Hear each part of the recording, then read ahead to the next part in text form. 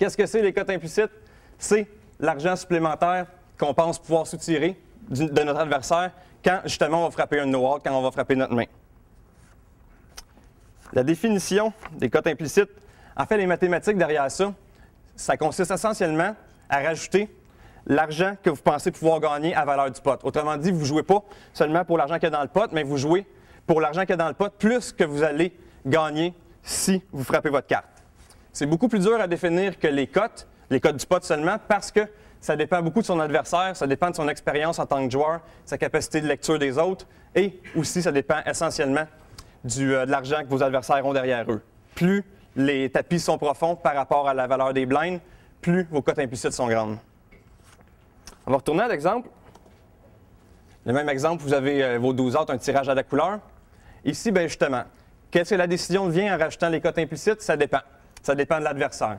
Si votre adversaire en B est un joueur professionnel, un joueur que vous considérez très bon et que vous pensez qu'il vous met exactement sur la main que vous avez, un tirage à la couleur ou quelque chose du genre, bien à ce moment-là, ça reste un faute parce que si vous frappez votre carte, vous savez qu'il ne vous donnera plus d'action.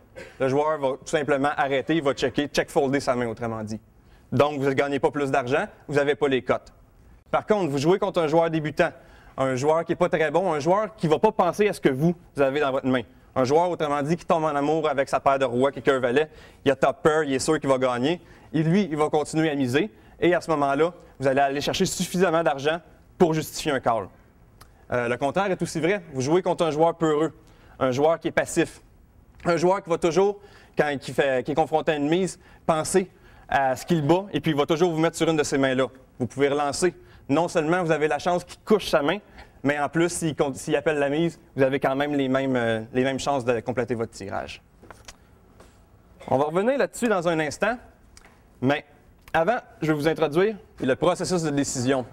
Je vais vous introduire ça maintenant parce qu'à mon avis, c'est vraiment...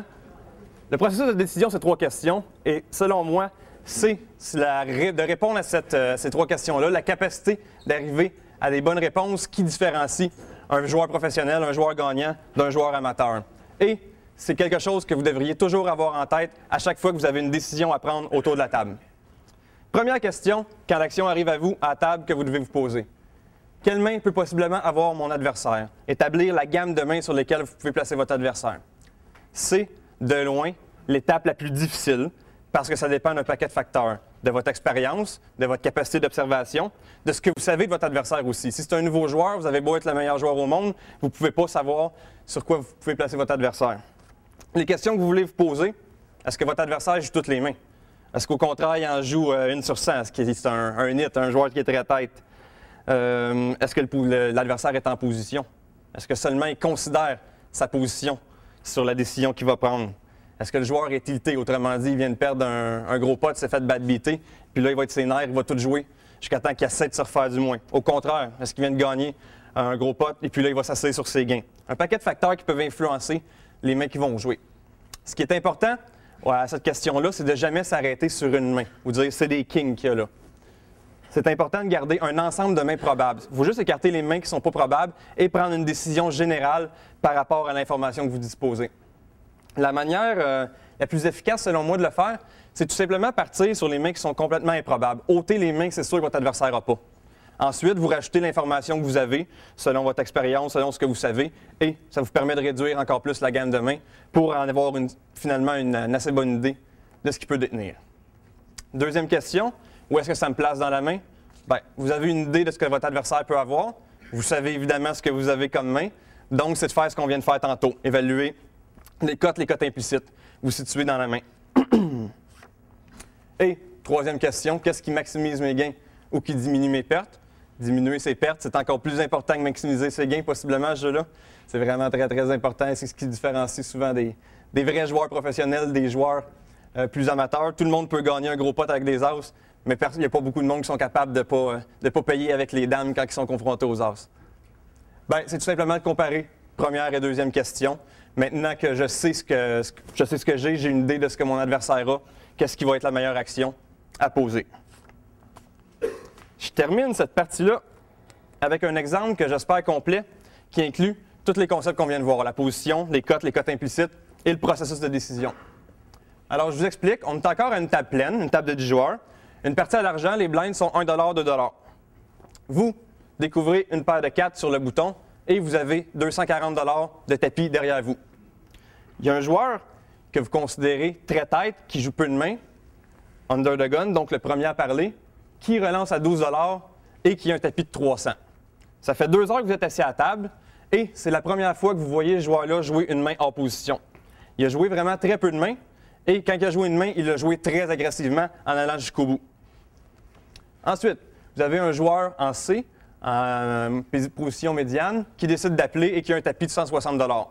C'est un joueur que vous considérez plutôt mauvais, qui n'a pas une grande capacité d'observation et qui aime aller voir des mains pour folder ensuite sur le flop quand il ne frappe pas. C'est un joueur assez prévisible. Tout le monde se couche et l'action revient à vous. Vous avez une paire de 4.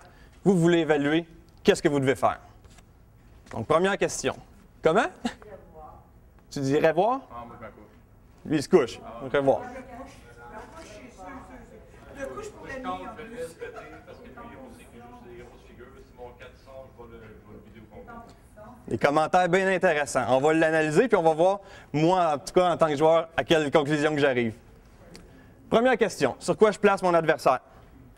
Joueur B, on vient de dire que c'est un joueur très serré qui ne joue jamais hors position. S'il le fait, c'est parce qu'il a une main qui est possiblement très forte.